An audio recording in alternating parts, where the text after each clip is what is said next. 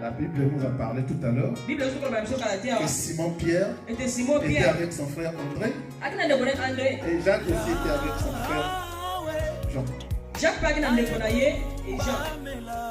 Donc quand ils se sont rencontrés, ils étaient tous les quatre ensemble. Bien aimé, la Bible dans le Marc 3, chapitre 17, appelle Jacques et Jean, frère, le fils de Zébédée, Boanerges, le fils de Tonnerre, Jean qui était très colérique, très méchant, avec un caractère impulsif. Vous avez bien vu comment Pierre s'est comporté quand on est venu arrêter Jésus. Il a pris le couteau, il a tranché l'oreille. On a le caractère. Avec un caractère de folie. Maintenant quelqu'un arrive et leur dit, prenez la banque, nous allons nous éloigner. Ils n'ont pas dormi. Et ils n'ont rien gagné. Ils regardent.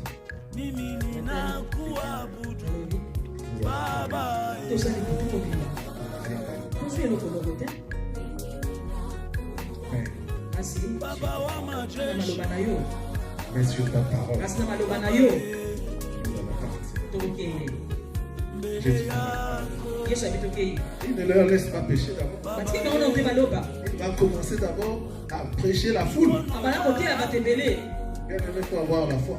Éloignez-vous. Vous voyez quelqu'un qui est là en train de parler à la foule. Toi, tu n'as pas dormi de nuit. Tu as travaillé toute la nuit. Il y a la fatigue, il y a le sommeil. Il n'avait peut-être pas fini d'arranger leur vie. Mais ils sont quand même partis là. Quand ils sont partis, c'est après avoir prêché qu'il va leur jeter les filets. Ils vont jeter les filets. Et c'est ce que nous appelons dans certaines Bibles la pêche miraculeuse.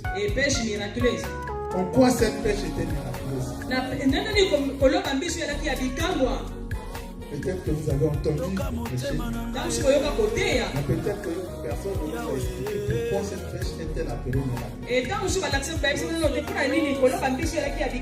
Peut-être qu'on vous a dit qu'elle était miraculeuse par la quantité de poissons pêchés. Je vais vous dire quelque chose que vous ne savez pas. En Israël, il y a 4 sortes de filets. Il y avait la pêche à filet. Pêche à filet. Moi je connais parce que je suis de la région des pêcheurs, je l'ai fait. Jusqu'à 14 ans, moi j'ai pêché. J'ai aidé mon père. Voilà, donc il y a la pêche de l'épervier, c'est-à-dire que la pêche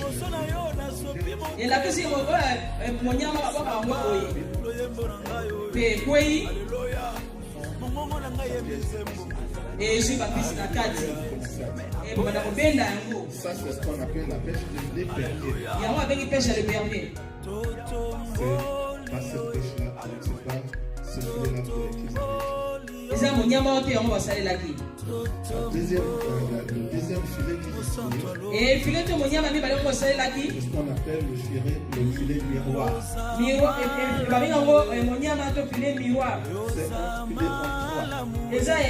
filet triangle. Et vous montez dans l'eau, un grand groupe de gens qui font beaucoup de bruit pour faire cuire les poissons. Et les poissons comme ça, ils sautent, wana mabisa tango bapunguki na motamba liboso bango bakoti na kati ezalaki monyama wana te. Et encore les filets véranda. Yani sur filet to monyama ndenge véranda. Filet véranda. C'est pas celui-là. Et à peu près comme ça, comme le filet miroir. Et ça, le col a ndenge moko na filet miroir. Mais on monte sur les barres pour faire du bruit sur les barres. Ba mataka la kata ya boîte pour ça bakele. On extrait les poissons. Wana uta ozoni ils sont affolés de partout. Ba ko qui va ça contrôle. Ce qui nous intéresse c'est que eux ils ont utilisé ce jour-là, c'est-à-dire la selle. C'est une marque de filet, on appelle selle. Et ce filet-là, c'est celui qu'ils avaient utilisé ce jour-là. Parce que c'est un filet qui est très long. À peu près 300 mètres. 7 mètres de profondeur. Vous mettez au-dessus des flotteurs. Et en bas, vous mettez les plombs. Comme ça, il va jusqu'au fond. Tout ce qui passe est attrapé. Maintenant, en quoi ce filet-là était miraculeux? Parce que tous ces filets, les matériels utilisés étaient coton. Et le coton est blanc. Il est visible de loin. Sous-entendu que le lac, là où nous parlons, le lac de Génézareth, c'est un lac qui est très clair.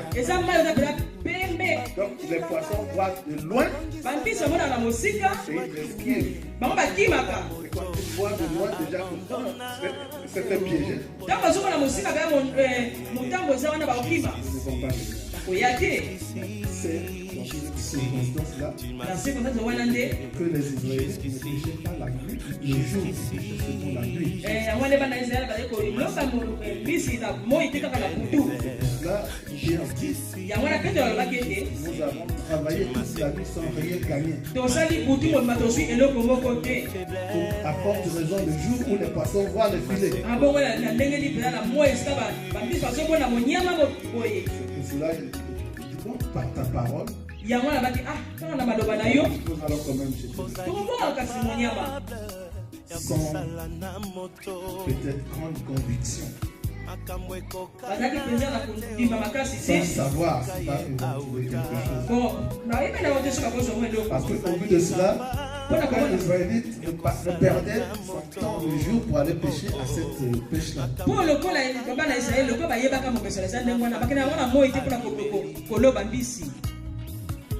C'est pour cela que quand ils ont accueilli, quand ils ont ramassé autant de poissons, appelé encore des secours pour les aider, alors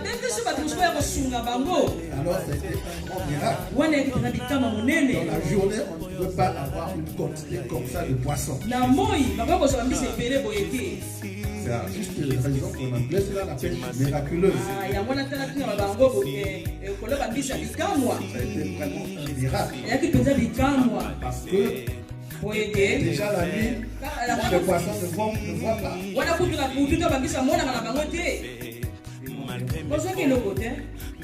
Mais ce qui nous intéresse aujourd'hui, c'est le contenu du message qui nous est ici. Et contenir un message le lancé pour la mission. Jésus, il a commencé son ministère par la pêche. Il est parti voir les pêcheurs. Et c'est pour cela que vous voyez que Jésus, il parle dans ses paraboles. Soit de la pêche, soit de l'agriculture,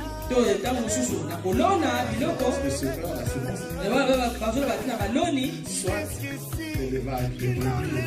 Dans la ville de Nazareth. Et dans cette ville-là, c'est pas une ville, c'est un village. C'était parmi les activités de cela pour se faire mieux comprendre. Parler donc sur ce qu'ils faisaient. De leurs activités. Si vous lisez Luc, et même Paul, vous allez voir la différence. Paul parlait des activités. Et pour la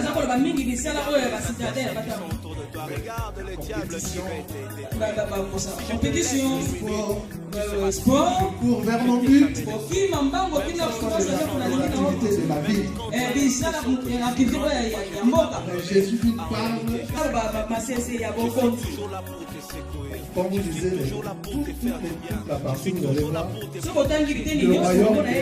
le royaume des cieux est semblable à. Jusqu'ici, depuis ma naissance, jusqu'ici, Parce que Dieu veut faire de toi un royaume. Le Seigneur t'a secouru. Son royaume. Vous voyez bien aimé, ce filet-là que nous avons appelé la scène, c'est un filet qui prenait tout. Il pouvait attraper toutes sortes de poissons. Si vous étiez dans des régions de pêcheurs, j'allais vous dire que c'est le poisson, c'est le filet qu'on appelait à l'époque double zéro.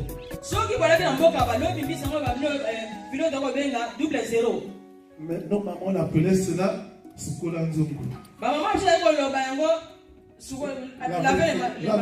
Apprêter les marmites.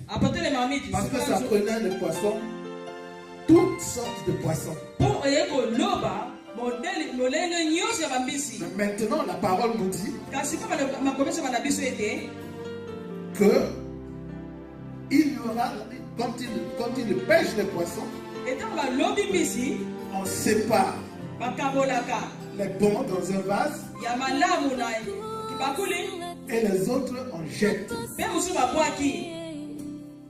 C'est pourquoi? Est-ce qu'il peut y avoir un mauvais poisson? Oui, il y a des mauvais poissons. Les Israélites. Si vous lisez le livre de Lévitique, je ne sais pas si c'est le verset du chapitre 2 ou 3. Quand Dieu donne à Moïse les lois, comment Israël doit se nourrir, il leur dit: vous ne mangerez pas de poissons sans écailles. Donc un poisson comme le poisson chat, ils ne peuvent pas le manger. Parce que le poisson chat n'a pas d'écailles. Les malangouala, tout ça. Et Israël ne mange que des poissons avec écailles. C'est pour cela peut-être Dieu avait mis les poissons tropicaux dans ce lac. Les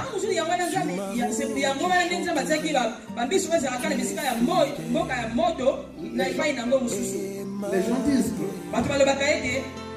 puisque Jésus avait, je veux dire, Pierre, il vivait à Taprea. C'est à 4 km au sud de Galilée. 4 km au sud de Capernaum. 4 km au sud. C'est là où il vivait.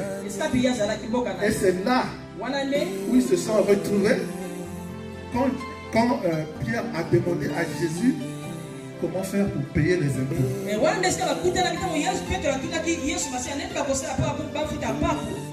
Et Jésus a envoyé dans le lac.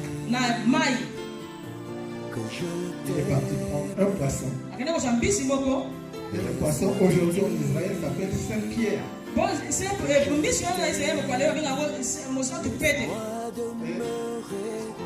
Vous connaissez très bien ce poisson. C'est ce poisson-là. Même s'il y a des discussions entre les deux. Parce que les gens pensent que ce n'est pas celui-là, mais c'est un autre. C'est celui qu'on appelle Saint-Pierre qui a donné de l'argent à Pierre. Et ce poisson n'est autre que le tilapia. Le tilapia que vous mangez tout le temps.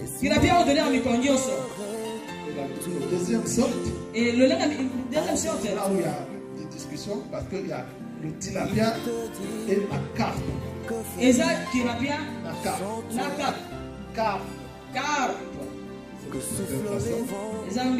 Je l'ai acheté là.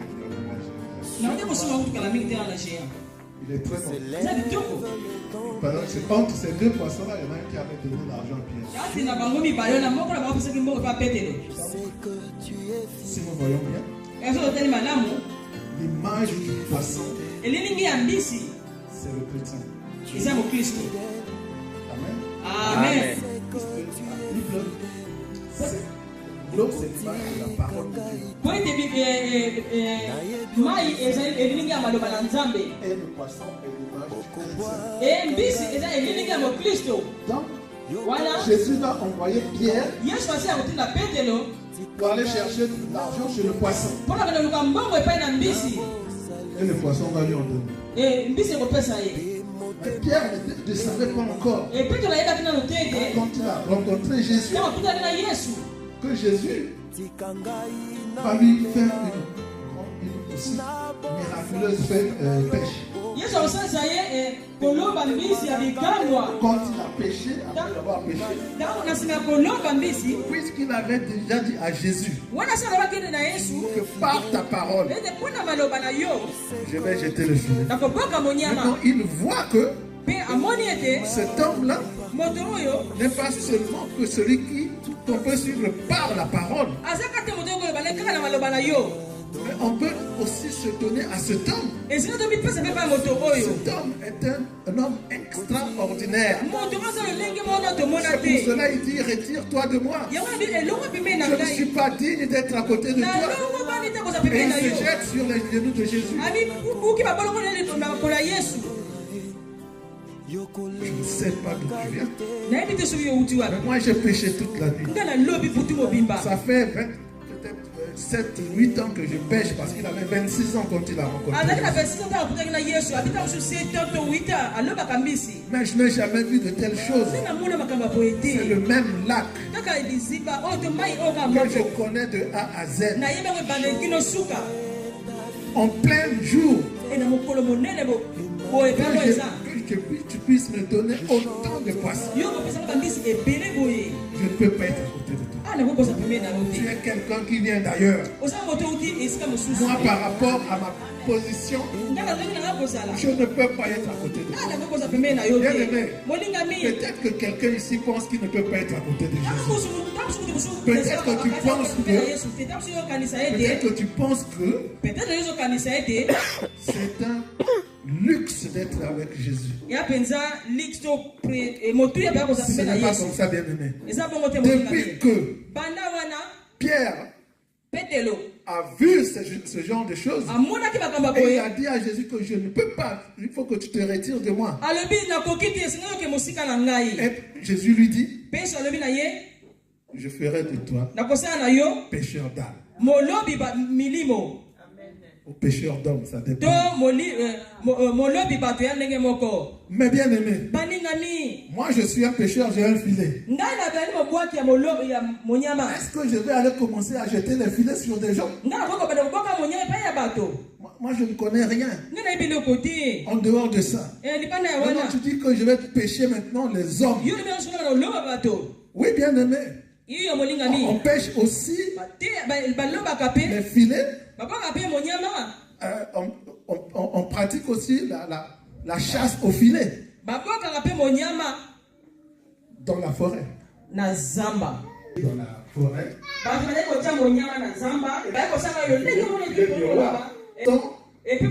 Affolés les poissons. Parce que nous sommes le résultat de cette pêche-là. Mais Pierre pouvait quitter Jésus Bien-aimé, Jésus n'abandonne pas. Jésus t'a déjà choisi. Il nous a choisi.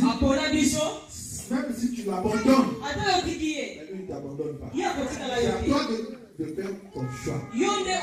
De faire le tri. Parce que dans la pêche, on pêche aussi les serpents. Les serpents rentrent accidentellement dans les filets. Qui ne se mangent pas. En passant, le pêche, il commence à remplir ses... Il commence à se remplir. On ne le mange pas. On ne le mange pas. C'est pour cela que je dis. Entre nous, ceux qui ont été péchés par Pierre, il y aura d'autres qui seront rejetés. Parce qu'ils ne sont pas de la race que Israël doit manger. Israël doit faire la sélection. C'est pour cela la deuxième lecture. Nous avons lu que les anges vont venir faire la sélection. Ils vont prendre ce qui est bon, mettre dans un vase, et les autres mettre dans le feu ardent. À la fin des temps. Ce n'est pas pour rien que Jésus a commencé par cette parabole. Peut-être que tu as beaucoup cherché. Peut-être que tu as beaucoup travaillé. Peut-être que tu as beaucoup rêvé. Tu n'as pas encore atteint. Peut-être c'est parce que tu n'as pas encore fait le tri. Il va falloir que tu fasses la sélection. Ce qui n'est pas bon, tu jettes. Nous voyons bien comment Pierre, Jacques et Jean, les enfants de tonnerre, comment ils sont devenus à la fin. Ils étaient aussi dociles que des animaux. Parce qu'ils ont abandonné le spirituel. Il y a un enfant et un après Jésus. Tu seras. La colère ne doit plus être partie de nous. L'égoïsme ne doit pas être partie de nous. Nous ne pouvons pas avoir la haine envers les autres. On ne peut pas faire des clans dans l'église de Dieu parce qu'un tel ne me plaît pas puisqu'il n'est pas de ma région, de ma ville, de mon pays, de quoi, je ne sais pas. Bien, vous savez, dans nos pays frontaliers, les mariages mixtes sont très compliqués à gérer.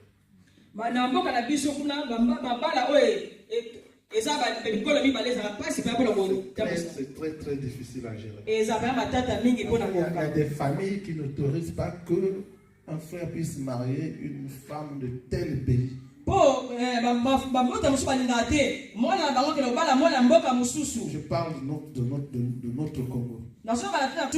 Comme le Seigneur a dit, les gens vont s'éloigner de sa parole. Ils vont aimer de n'importe quoi. Ils vont aimer des fables, des choses qui ne te donnent rien, quelque chose qui ne t'apporte rien.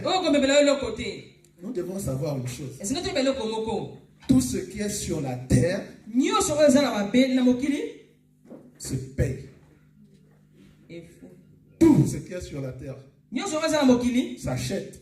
Il n'y a rien de gratuit. Si les hommes prennent de l'argent, mais Dieu ne demande pas de l'argent, ne nous demande pas de l'argent. Mais Dieu demande la reconnaissance. Bien aimé, chez toi tu payes l'électricité tous les mois. Est-ce que tu payes pour le soleil? Qu'est-ce qui est plus important? L'électricité là ou le soleil?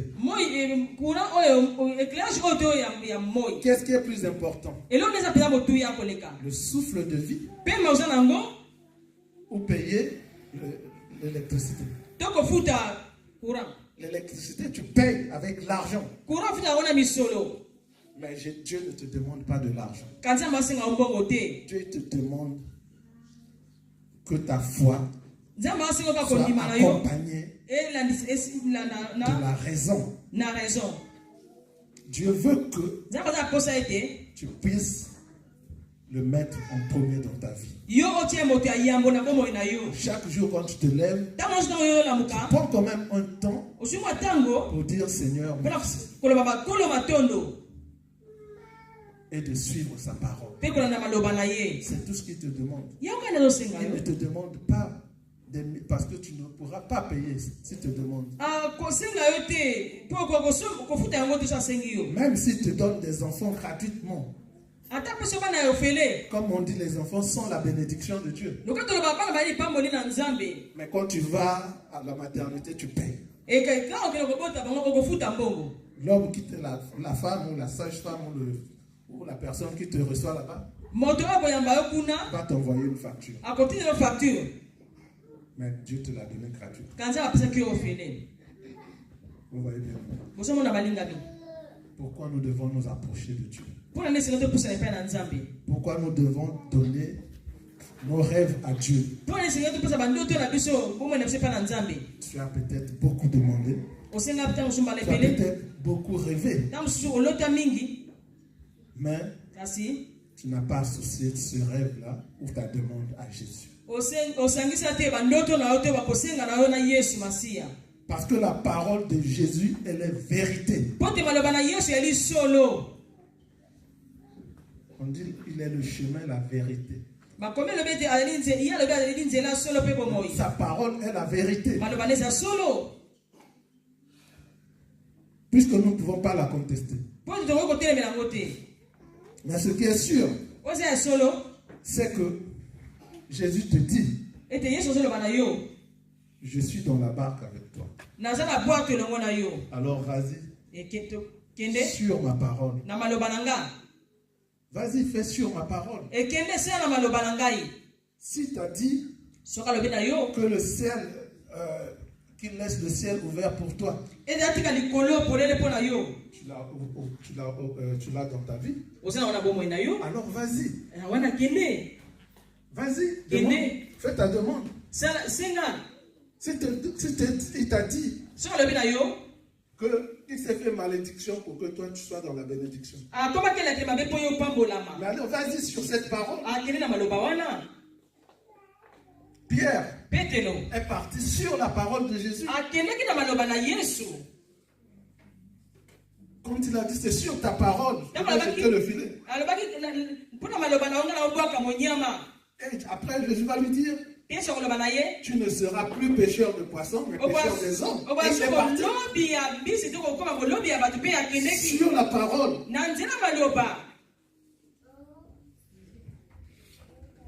Aujourd'hui, bien aimé, nous avons tendance à choisir la parole de Dieu. La foi a besoin quelquefois des actions. Il faut que tu fasses des actions dans ta foi. Parce que la foi sans l'action, c'est comme si tu marchais sans Jésus.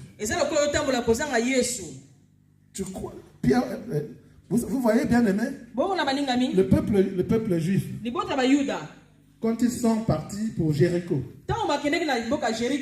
ils avaient la foi. C'est le pays qu'on leur avait donné. Mais quand une fois arrivé à Jéricho, ils commencent à voir des hommes qui étaient là sur place. Ils commencent à les appeler des géants. Et ils se permettaient même de se dire, comment nous qui sommes comme des sauterelles devant ces géants.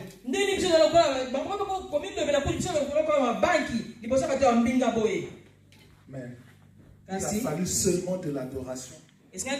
Seulement de l'adoration. Pour que le mur de Jéricho tombe. Ce n'est pas nous qui combattons. Nous ne combattons pas. C'est Dieu qui doit combattre dans nos vies. Si tu as un rêve, ne laisse pas ce rêve-là pour toi seul. Mais communique ton rêve à Jésus et tu verras que ce rêve deviendra réalité.